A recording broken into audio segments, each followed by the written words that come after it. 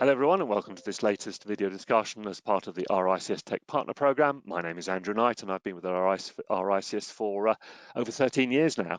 I sit within our thought leadership and analytics part of the organisation, and my role is to look at the whole effect of AI, data and tech right across the built and natural environment. And with over 110,000 members worldwide working right across the property life cycle, from land use through planning and development, construction, valuation, brokerage, finance, building operation, portfolio analysis and management. It's a very, very wide and broad profession, and indeed our members work across all the major asset types, whether that's land itself, residential, commercial in all its forms, alternative assets, and indeed infrastructure. So once again, a huge canvas upon which data and tech is having a huge impact.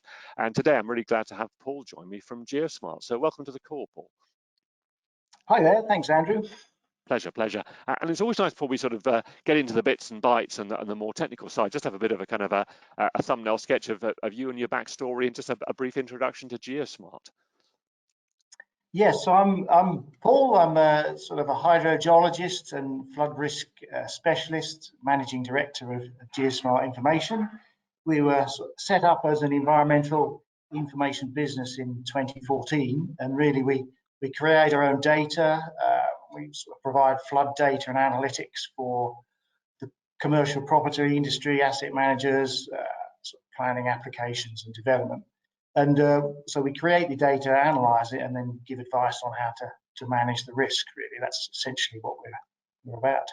Indeed, thanks, Paul. Well, the topic today is both important and hugely interesting to the sector now in terms of how it deals with it. It's all about flood risk, and I suppose the initial question, and it perhaps this feels like an obvious question to say, given the recent weather over the last few years and that the clear impact of climate change, is how much of an issue is flood risk in terms of particularly commercial property now in the UK? Well, it's a significant risk, and obviously the projections are it's going to get worse. And so it's come under scrutiny. I think on the back of climate change, people are much more aware of that. So you've got more expert users, and the property owners themselves are asking more questions before they purchase or invest in a property. So the lenders and the financial institutions are asking more questions if they're taking on more risk or they have reporting duties under that. So it's sort of been pushed up the agenda. There's some recent report by Aviva on the insurance. So they, according to their data, 1 in 3 commercial properties in the UK are at risk of flooding of some sort. And then more than half of sort of small enterprises believe climate change is going to impact on their business within the next decade or longer. But despite that, a lot of them don't have a plan on how they're going to handle it. So it's a key issue that's coming up, and people are sort of thinking on how to deal with that. And if a business, oh, sorry, carry on. So look, carry on, Paul. And the key thing, especially in a small business, if they do get flooded, I think there's some stats, about 40% of small businesses would close for good if they did get flooded. So the impact, if you do get a flood, can be very significant. So £80,000 or something on average payout. That's stats from Aviva on that. Indeed, yeah, so significant. And I read a lot, sort of from not in the UK but sort of global impacts around the whole issue now of insurability for property, and in this commercial property space, obviously the whole kind of landscape of risk around insurability and how that impacts premiums, or indeed the availability of insurance, is becoming increasingly complex. So what part does flood risk play in this overall view from the insurance sector when they look at property? So flood risk obviously is just one of the many things an insurance company covers in their premium, but given the losses that are going, as you've alluded to, they're worldwide. I think there's been stories from the US where some insurance companies are pulling out altogether from insuring climate change and that flood risk component of it. It's a very significant issue that affects that long-term sort of management and ownership of property, especially given often insurance cycles are sort of on an annual basis, annual renewal, whereas ownership of a property is sort of over the lifetime. Also the financing of that, if you've got a mortgage or loan on the property to finance it, there's different timescales, and so there is a risk if you can't get your commercial property insured. What are you going to do about it?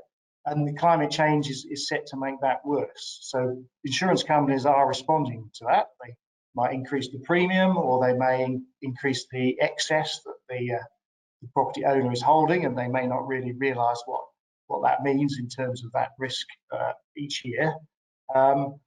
All the insurance companies have their own flood models and data, so they will be looking every time and on each renewal, scrutinising that. Some of our clients are coming back and trying to challenge those rising insurance costs and putting a case, for the defence, as it were, as to why their property's not quite so risky. And then, what can you do if the property can't be insured? Will it impact on the value of that property? And I think the answer will be yes to that.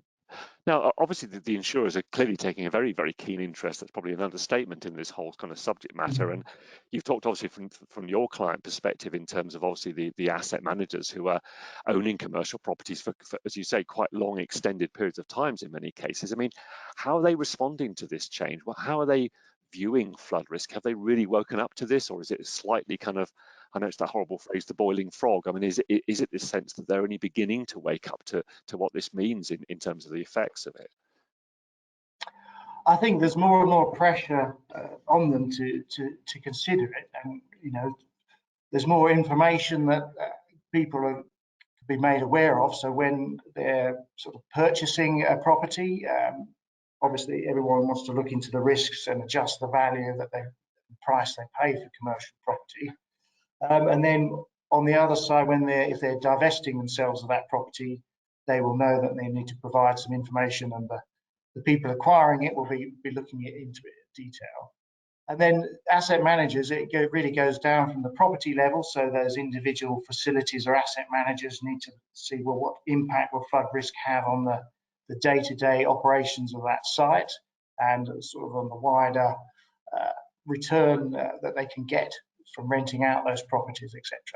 And then at the top end of the scale, you need that portfolio view. If you've got hundreds of properties within your portfolio, you need that sort of broad brush understanding of the risk, and the ability to be able to go up and down from sort of property specific 5 metre sort of resolution up to that big portfolio level, I think increasingly important, and sort of screening them out, picking those ones that are higher at risk, and then what can I do about it? Can I get insurance? Will it affect the value? What's the operational resilience? There's an interesting case study that perhaps we'll look at later about a well-known biscuit that was impacted, and we were without a supply of custard creams for 6 months. It was sort of a big, I think one of the biggest insurance claims on that one was sort of 50 million. Then we had to follow up and put in some mitigation measures, flood defences, etc., just to ensure there was no sort of business interruption, etc. So, and then that will then need to be disclosed. So asset managers, they need to understand what proportion of their portfolio is at risk from climate change. So there's new reporting requirements for finances. Also for the lenders have climate change reporting requirements. So they need to make that available, that information to others. So it's really just the start of this sort of thinking about how to look at flood risk and how to manage it. Can we mitigate it? Do we need to divest our portfolio of these riskier properties? How will climate change further increase that risk? And just managing that. So the companies that look at it and get that information will get a commercial advantage on the competitors. Now, you've obviously mentioned information quite a few times here, and I suppose to sort of cut down to a more granular level here, Paul, what kind of data is available? What part does the currently available data play in this kind of analysis, and I guess critically this projection of risk? Okay, yeah. So, I mean, typically you would, good data is key to understanding what the risk is. So first, what is the risk in your portfolio or at the property level? So initially you would get a screening set of data, and then you would go into that and do a more site-specific assessment, maybe compare the flood levels with the floor levels of your property, etc. And conveying that risk to the client is often difficult, because it's not something that's observable at the time of the site visit or the property survey when you send your surveyor out, because it represents a probability of flooding. So obviously it's very unlikely when you visit it's going to be underwater. But understanding that, say, that 1% chance in each year that the property might get flooded is sort of a difficult thing for potentially some clients to grasp, and understanding that's a cumulative risk. So over the period of ownership, it may only be 1%. That's 1% every year. So the longer you own the property, the more likely that risk might actually occur. And then typically minimal information we would get about a site to understand it would be historic risk data. So has it ever flooded before? So that's quite good, and often then you can get information on how much it costs to restore the site, or whether flood defences were put in. What's the current risk today? Often, so that would be a combination of historic data and model data is the common way of, that's how we look at it. We create our own models of different probability flood events and sort of combine that together.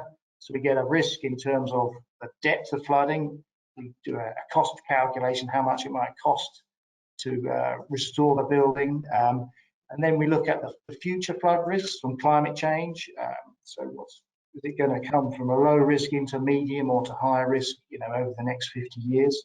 So we get that information. And then flood defences. Does the site benefit from flood defences? Is there some sort of local mitigation that the site themselves are put in, or is it part of a big scheme to defend that site, either the Environment Agency or local authority? And then it's important, will that flood defence be maintained with the impact of climate change? Can you still rely on that flood defence in the future? There's various parts of the UK where the government is thinking, well, we're not going to keep on maintaining those defences, we may sort of stop it. So once you understand all that, you've got the data, and then you can base some of your decisions on that. And if obviously you don't want to fix every single property all at once, part of it, having the data, is to be able to screen it and then pick out those really high risk sites that you might want to sort of put some further information into. Yeah, you said, yeah. do you want to share this case study, as you said? Yeah, so on my screen now, are you? Yeah, there we go. So basically, with the onset of big data and more sort of sophisticated models, really it's possible for us, and also any insurance or sort of people thinking of buying a prospective site, you can get information on the types of flooding. So here we're looking at tidal, that's these coastal surges, so properties along the coast. Then in the future, sort of sea level rise would come in there. You've got the river flooding, which is what everyone recognises. Yeah. But then you also have the pluvial and surface water flooding, and that can happen anywhere. You could be on top of a hill, and if you're in a sort of an overland flow path, you can get flooded by that runoff. So that's increasingly being looked at in the planning domain, as well as sort of across the piece, that surface water flooding is important. And then groundwater flooding, often overlooked. That's when the water comes out of the ground. Yeah. But that's often can be more costly especially commercial properties tend to have basements and a lot of services coming in. And the cost of groundwater flooding can be 2.5 times the cost of these others, because it lasts for months.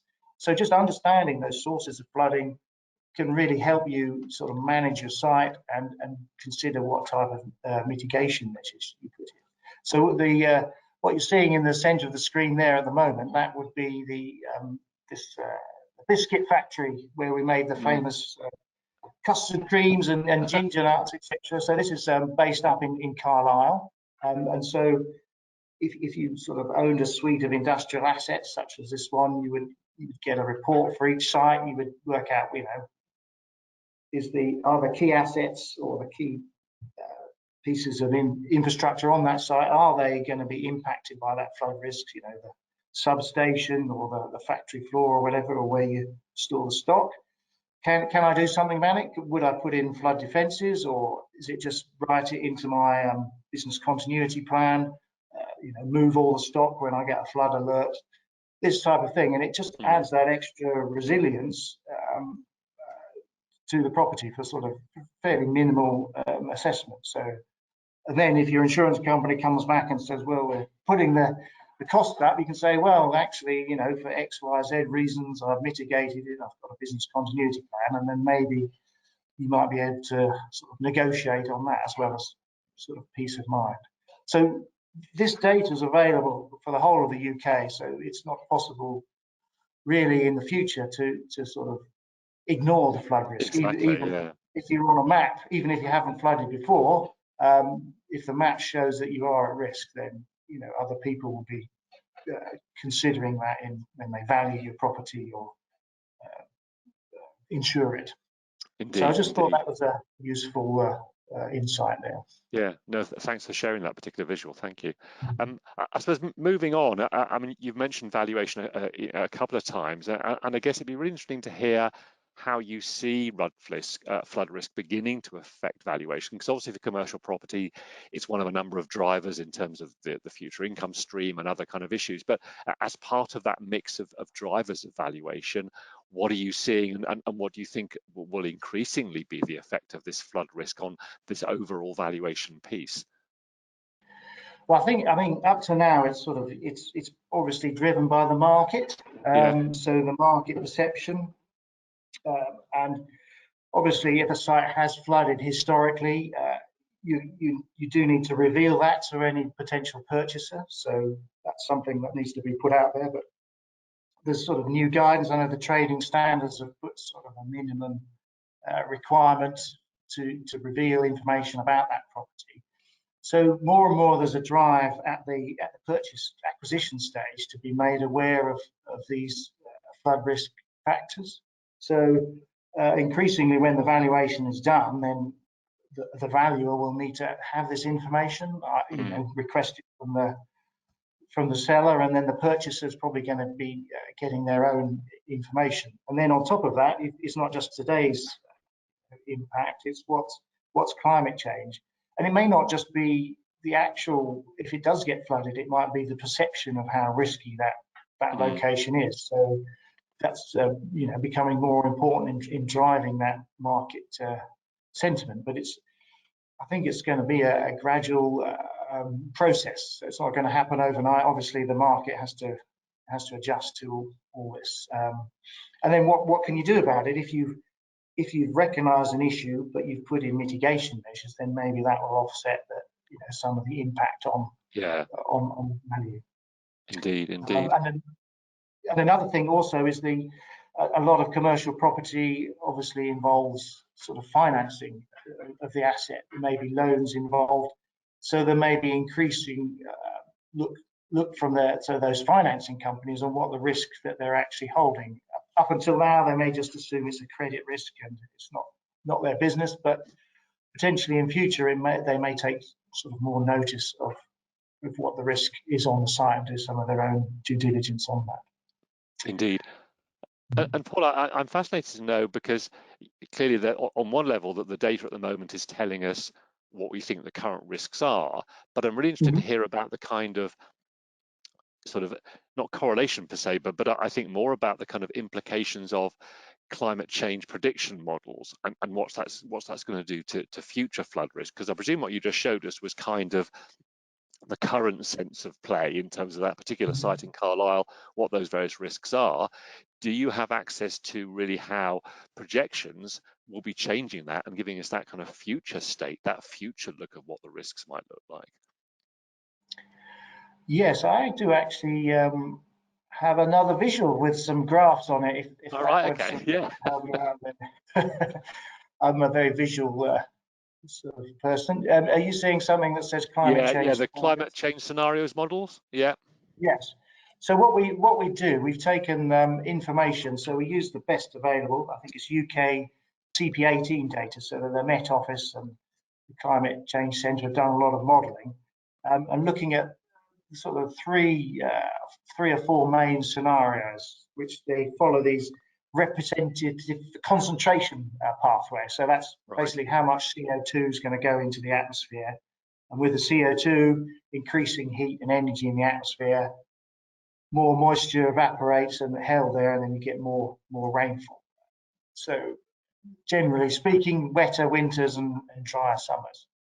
But within each of those scenarios, and it's quite complex, nobody knows a definitive answer on what exactly is going to happen. So it's all about probabilities and the sort of an envelope, a range of different outcomes for each of those scenarios. So the most extreme case is the sort of the RCP 8.5, which, if you translate that into temperature rise, it's sort of a 2 or 3 degrees rise, over the next 100 years or so. And you can see that in the graph on the top there. So you've got all these different scenarios.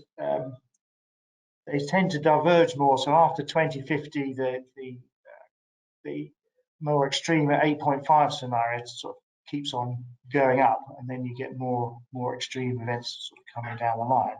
So we incorporate sort of the best estimate from the center of that envelope, and then we use that to adjust the sort of frequency and depth of flooding. So we start with today's baseline, and then under each of these different scenarios, we say, well, is the frequency of flooding going to go up? And so what does that mean for the depth?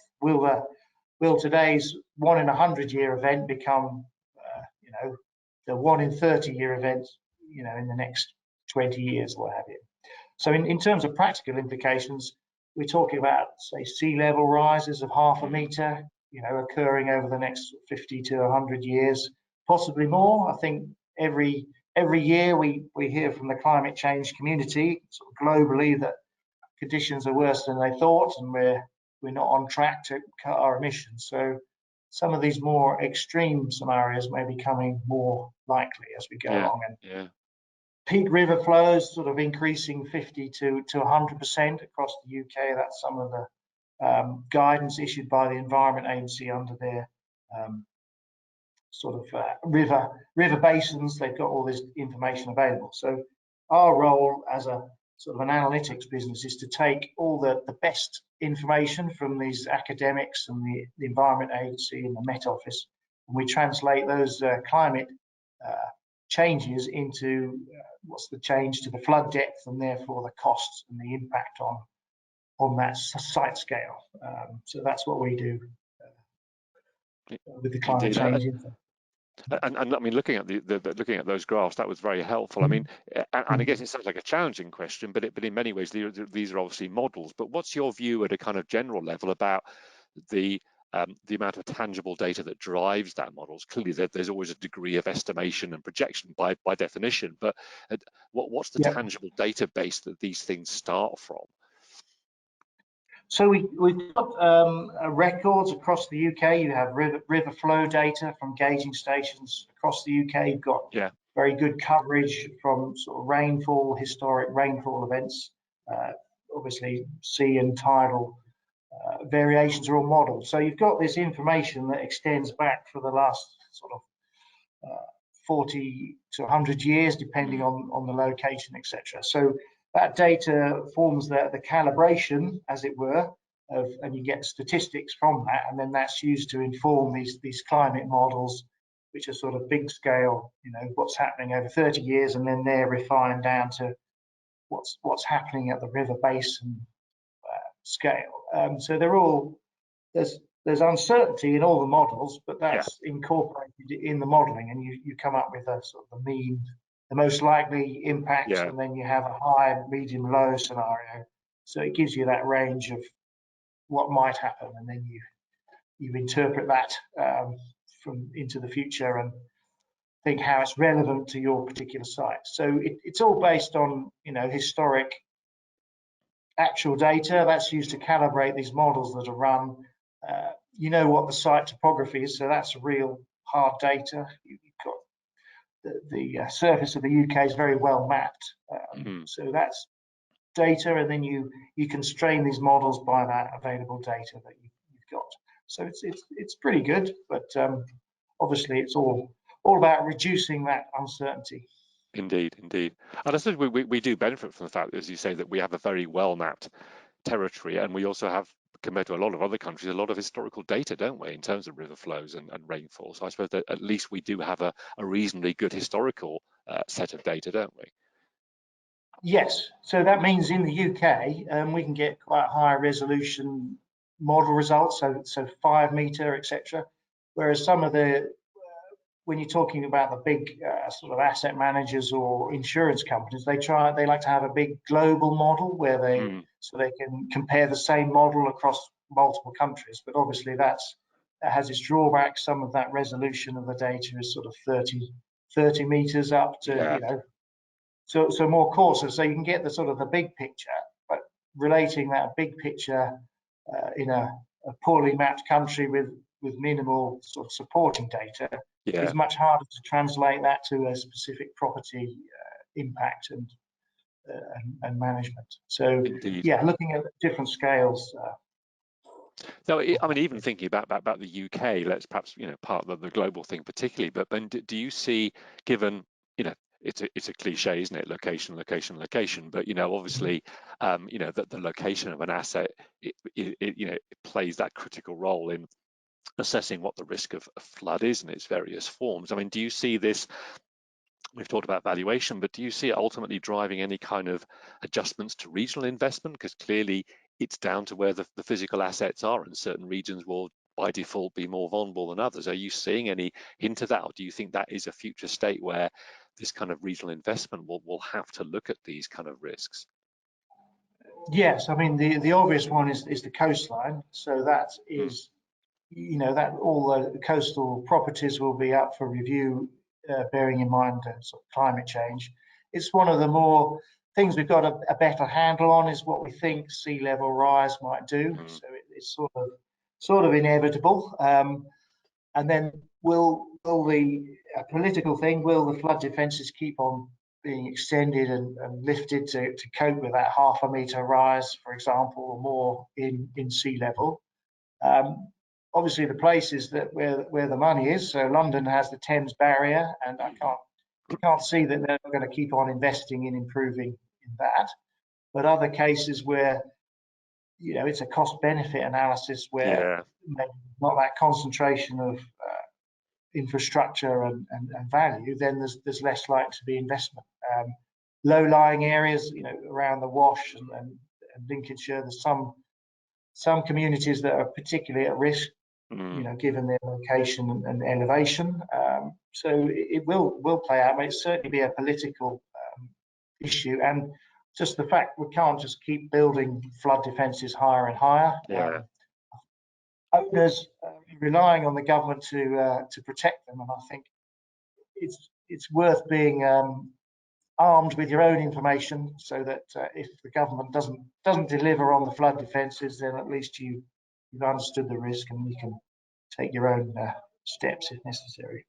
Indeed. And moving back perhaps to the sort of single asset consideration, I mean, are you seeing, excuse me, sort of flood risk now playing very much into kind of, you know, business continuity, sustainability type kind of planning when people are looking at you know, their assets, you know, that they have the asset, clearly they're dealing with the insurance issues and potential threats to the valuation, but they must be thinking back to on the biscuit example, thinking about that kind of continuity and sustainability planning. Yes, we're seeing the sort of the more informed, enlightened sort of property owners doing a review, because I think often you buy a site. If you've owned a site for 5 or 10 years, you may, at the time you bought it, you may have thought it was fine, and it's not really sort of saved in your system as a particular issue. And if it hasn't actually flooded, then you might not do anything about it. But now it is time really to review the portfolio, that the assets that you hold. What's the risk today? What's the climate change indications for that, and then how can I do something about it? So part of that is, you know, quickly, cost effectively. So we've got a lot of data and really good sort of tech systems available. You can screen the sources of flooding, potential damages. You can rank. If you have a number of sites, you can put them in order of risk. You can very quickly sort of analyze those, and then you can drill down and spend your money on those sites where you really need it. So if you've got a supply chain of different factories all interrelating, or different industries, you can, analyze, well, which one of those is, at risk of the flooding, which one do I really need to put some attention to, because that may, impact all the rest of my business if that particular site, which is at risk, has an issue, such as the supply of biscuits. We don't want to think about custard creams for 6 months, or etc. So, but that's foreseeable. You can say, right, this site is at risk. What's the severity of that risk? How can I mitigate it? What would I do? I could, sign up to a flood warning. I've got my business continuity plan built in there. I get a flood warning. What's the procedure? What do I do about it? Indeed, and I guess a final question for you, Paul. Once ahead, looking ahead, as I often finish these conversations around. Do you see any kind of particular technologies and innovation in the actual kind of flood risk defense and mitigation space? Because obviously you're doing great work in terms of the data analytics and linking those back to climate change models, but in terms of the kind of almost physical infrastructure of trying to manage and mitigate flood, are you seeing anything particular there? I mean, obviously there are people thinking about SUDs at a local asset level and rewiggling, as it's called, in terms of looking at the kind of river flows and stuff like that. But what are you seeing the sector doing to think more broadly about how to kind of mitigate, which unfortunately what seems to be coming down the tracks towards us? Well, there's two aspects to that. So there's the planning, so for new development, and then there's retrofit. What can you do about what's already built? So on the planning side, it's quite good. There's these sustainable drainage systems, so they're now baked into the planning system. So any new commercial property would have to sort of consider those, and those are to manage the surface water runoff and prevent it all just rushing into the drainage system and causing flooding downstream. So that's built in, and the government have promised to review Schedule 3 of the Water Management Act potentially this year. It's under consultation, so that may be improved, and so there's a whole industry around SUDs and getting those in.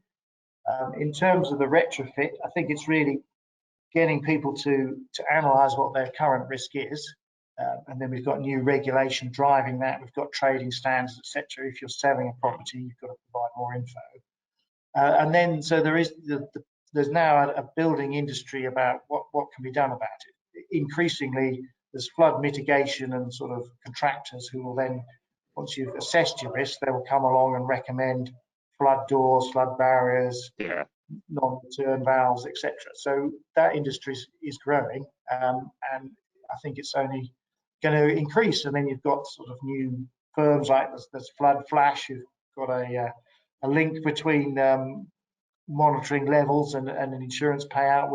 We have our own sort of flood forecast system where we try and predict what's happening over the next 2 or 3 weeks. The Met Office has got something similar. We've got Environment Agency flood warnings, and every year they're investing in more research into improving that.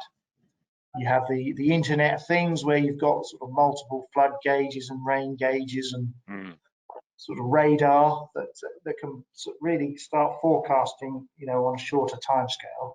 But it's only useful if you can do something about it. There's no point to know something's going to happen if you can't, protect yourself about it. So that is just, business continuity planning, flood evacuation route, all those measures that you can sort of implement so you're ready. Indeed. Well, it's been a fascinating and really insightful conversation, Paul. A real pleasure, and thanks so much for taking the time to talk today. But for the meantime, thanks ever so much, and I look forward to catching up again in the future. Thank you. A pleasure.